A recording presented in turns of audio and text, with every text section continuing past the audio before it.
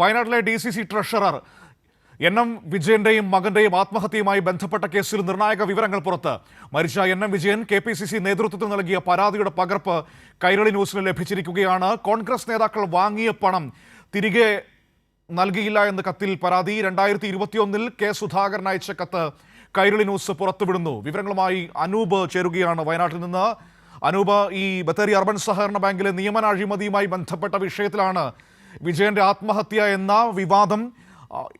ഇങ്ങനെ നിൽക്കുന്ന സമയത്താണ് ഇപ്പോൾ വിജയൻ KPCC നേതൃത്വത്തിന് അയച്ച കത്തിപ്പോൾ പുറത്തു വന്നിരിക്കുന്നത്. ഈ കത്തിൽ നേതാക്കൾ പണം വാങ്ങിയതിനെ കുറിച്ച് എൻ.എം. വിജയൻ പറയുന്നത് എന്താണ്? മനു, പ്രധാനമായും ഈ മരണത്തിന്റെ അല്ലെങ്കിൽ ആത്മഹത്യയുടെ പശ്ചാത്തലം ഈ വിധത്തിൽ സഹകരണ ബാങ്ക് നിയമനവുമായി ബന്ധപ്പെട്ട അഴിമതിക്ക് പങ്കുണ്ടെന്ന വിവരങ്ങൾ പുറത്തു വന്നു തുടങ്ങുകയാണ്. ഏതായാലും അതുമായി ബന്ധപ്പെട്ടുള്ള ഈ പണമിടപാടുകളാണ് എം.എൻ. വിജയന് വലിയ സാമ്പത്തിക ബാധ്യത ഉണ്ടാക്കിയതും പിന്നീട് ആത്മഹത്യയിലേക്ക് നീങ്ങുന്നതുൾപ്പെടെയുള്ള കാര്യങ്ങളിലേക്ക് വഴിതെളിച്ചതും എന്നുള്ളതുമായുള്ള ബന്ധപ്പെട്ട് അതിനെ സാധൂകരിക്കുന്ന ചില വിവരങ്ങളാണ് ഏതായാലും ഇപ്പോൾ പുറത്തു വരുന്നത്.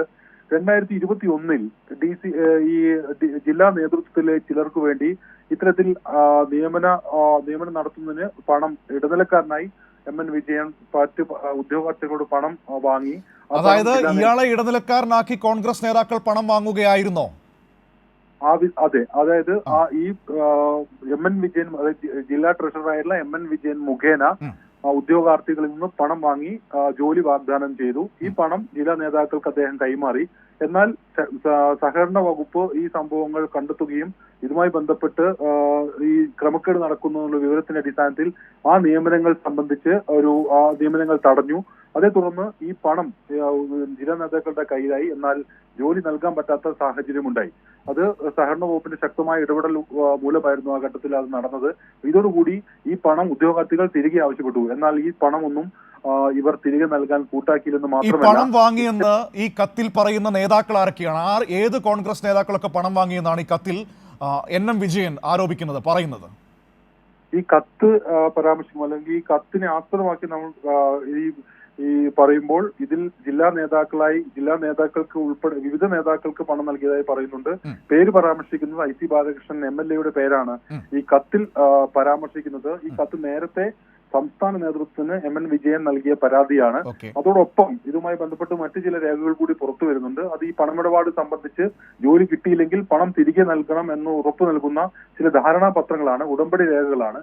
ആ ഉടമ്പടി കരാർ രേഖകൾ കൂടി ഇപ്പോൾ പുറത്തു വരുന്നുണ്ട്. അതെല്ലാം സൂചിപ്പിക്കുന്നത് ഈ എം.എൻ. വിജയൻ ഇത്തരം പണമിടപാടുകൾക്ക് ഇടനിലക്കാരനായി നിന്ന് ജില്ലാ നേതാക്കൾക്ക് പണം വാങ്ങി നൽകിയെന്നും എന്നാൽ ജോലി ലഭിക്കാത്തതിനെ തുടർന്ന് അതിന്റെ സാമ്പത്തിക ബാധ്യത എം.എൻ. വിജയന്മേൽ വന്നു. ഇത് ഉദ്യോഗാർത്ഥികൾ നിരന്തരമായി പണം ആവശ്യപ്പെട്ടു. എം.എൻ. വിജയന്റെ വീട്ടിൽ എത്തുകയും വിവിധ രീതിയിലുള്ള തർക്കങ്ങളും ഭീഷണികളും ഉണ്ടാവുകയും ഒക്കെ ചെയ്തു. ആ ഘട്ടത്തിലെല്ലാം ഈ ജില്ലാ നേതാക്കളോടും അതോടൊപ്പം സംസ്ഥാന കമ്മിറ്റിക്കും KPCC നേതൃത്വത്തിനുമെല്ലാം ഈ വിഷയം ഇതിൽ വ്യക്തമായി പറയുന്നുണ്ടോ? IC ബാലകൃഷ്ണൻ MLA 10 ലക്ഷം രൂപ വാങ്ങി എന്ന് പറയുന്നുണ്ടോ ഈ കത്തിൽ? IC ബാലകൃഷ്ണന്റെ പേര് പരാമർശിക്കുന്ന രണ്ട് രേഖകളാണ് ഏതായാലും ഇപ്പോൾ നമുക്ക് മുന്നിലുള്ളത്. അതിലൊന്ന് നേരത്തെ നൽകിയ പരാതിയാണ്. നേരത്തെ 2021 ഈ കത്ത് പുറത്തായതാണ്. ആ സമയത്ത് നമ്മൾ ഇത് സംബന്ധിച്ച് വാർത്തകൾ നൽകുകയും ബത്തേരി സഹകരണ ബാങ്ക് അഴിമതി നിയമനവുമായി ബന്ധപ്പെട്ട് വലിയ അഴിമതി നടന്നിട്ടുണ്ട് എന്നുള്ള വാർത്തകൾ നമ്മൾ ആ ഘട്ടത്തിൽ തന്നെ പുറത്തുവിടുകയും ചെയ്തതാണ്.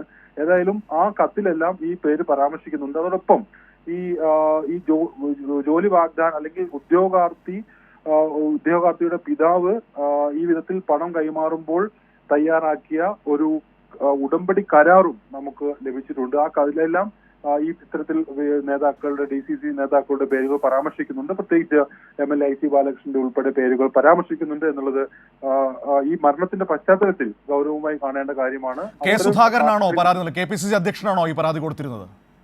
2021 നൽകിയ പരാതി KPCC അധ്യക്ഷൻ കെ സുധാകരനാണ്. എന്നാൽ അതുമായി ബന്ധപ്പെട്ട് ഒരു അന്വേഷണ കമ്മീഷനിൽ ആ ഘട്ടത്തിൽ ഇവർ ചുമതലപ്പെടുത്തിയിരുന്നു. ഈ ചുമതലപ്പെടുത്തുകയുമായി ബന്ധപ്പെട്ടുള്ള അന്വേഷണം നടക്കുമെന്നെല്ലാം KPCC നേതൃത്വം ഈ ബന്ധപ്പെട്ട ആളുകളോട് വിശദീകരിക്കുകയെല്ലാം ചെയ്തിരുന്നു. എന്നാൽ അന്വേഷണം ഒന്നും കാര്യമായി നടന്നില്ല. അത് മാത്രമല്ല, ഈ വിഷയത്തിൽ കാര്യമായി ഇടപെടാൻ സംസ്ഥാന നേതൃത്വം തയ്യാറായില്ല. യഥാർത്ഥത്തിൽ സംസ്ഥാന നേതൃത്വത്തിന്റെ ഈ അവഗണനയും ഈ പണം തിരികെ കൊടുക്കാൻ അല്ലെങ്കിൽ ആ വിധത്തിൽ സമ്മർദ്ദം ഉണ്ടായില്ല എന്നത് കൂടിയാണ് ഈ വലിയ സാമ്പത്തിക ബാധ്യത എം എൻ അതായത് വിജയൻ അനൂപ് സംഭവിച്ചെന്ന് വെച്ച് കഴിഞ്ഞാൽ ഈ എൻ എം വിജയനെ ഇടനിലക്കാരനാക്കി നിർത്തി നേതാക്കൾ പണം വാങ്ങി അവർ പൊടിയും തട്ടിപ്പോയി. അവസാനം ഈ പണം തിരികെ നൽകേണ്ട ബാധ്യത ഈ വിജയനിലേക്ക് വന്നു. അങ്ങനെ സാമ്പത്തിക ബാധ്യത വന്ന് അയാൾ ആത്മഹത്യ ചെയ്തു അല്ലേ? തീർച്ചയായും. അതായത് ഇത് ചെറിയ ഒരു തുകയല്ല, കോടിക്കണക്കിന് രൂപയുടെ ഒരു ആ വിധത്തിലുണ്ടായിട്ടുള്ള ഒരു അഴിമതിയായാണ് പൊതുവിൽ ഇവിടെ കോൺഗ്രസ് നേതാക്കൾ ഉൾപ്പെടെ കാര്യത്തെക്കുറിച്ച് സൂചിപ്പിക്കുന്നു എന്നുള്ളതാണ്. വലിയ സാമ്പത്തിക ബാധ്യത, അതായത് പത്തോളം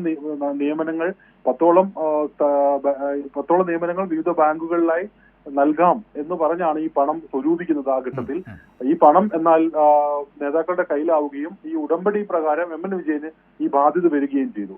ഇതേ തുടർന്ന് നിരന്തരമായ ഉദ്യോഗാർത്ഥികൾ ഈ കഴിഞ്ഞ ഏതാണ്ട് 2016 മുതൽ പിന്നീട് 2021 ഒക്കെ ഈ ജോലി വീണ്ടും കൊടുക്കാമെന്ന് പറഞ്ഞു, പിന്നീട് ഉണ്ടായില്ല. പിന്നീട് 2023 മുതൽ ഈ സമ്മർദ്ദം വളരെ ശക്തിയായിരുന്നു. ഉദ്യോഗാർത്ഥികൾ ഈ പണം തങ്ങൾക്ക് എത്രയും പെട്ടെന്ന് തിരികെ നൽകാമെന്ന് ആവശ്യപ്പെട്ട് എം എൻ വിജയനുമായി നിരന്തര സമ്മർദ്ദം ചെലുത്തി.